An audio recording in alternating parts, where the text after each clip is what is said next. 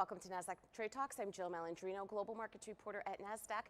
Joining us at the MarketSite studio in Times Square, New York City, we have Jeffery Kendall, CEO of Nimbus, to discuss embracing technology for the unique needs of specific communities within the community banking sector. Jeff, it's great to have you with us. Welcome to TradeTalks. Great to be here. Thanks, Jill.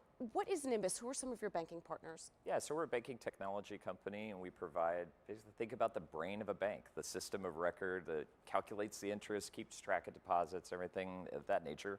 That's the software we provide, and it's a modern version of something that's been done for 50 years, but is in the process of being completely sort of rewritten nowadays as the technology allows it to be. So we work with banks and credit unions of all different sizes that we partner with.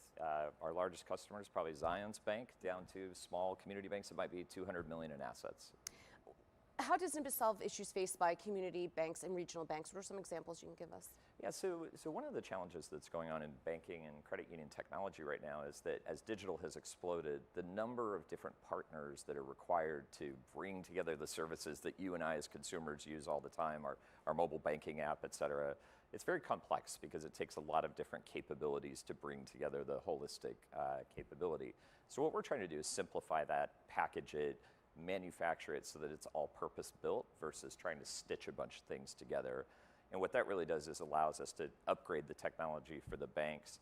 And we really try to encourage banks and credit unions to think about how they're competing with the big banks and the money center style banks differently than how they used to in the past. What we've seen over the past 25 years is that the large banks, they compete on size and scale. So they can go anywhere to any region, to any geography they want, open up branches and start taking business.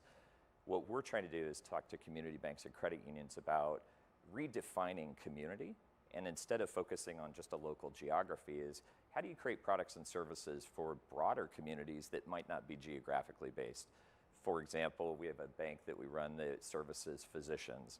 We have another bank that we're building that services attorneys, another one that services recently enlisted military members and things like that.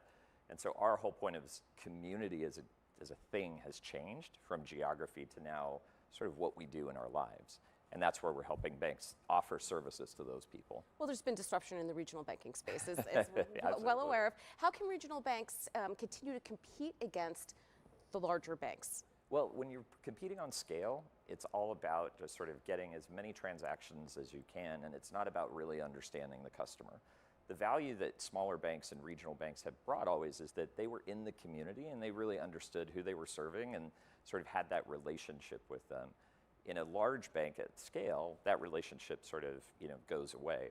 So what we believe is that there's still that opportunity to service different communities with purpose and intent, and then also compete against the more generic large services that are out in market, like the larger banks provide. What is niche banking, and how does Nimbus help bring these types of banks to market? Yeah, it's really about making sure that you focus on a community or defining and understanding a community, whether that might be a particular type of small business owner, and then understanding the problem that they have and figuring out how you can solve that problem.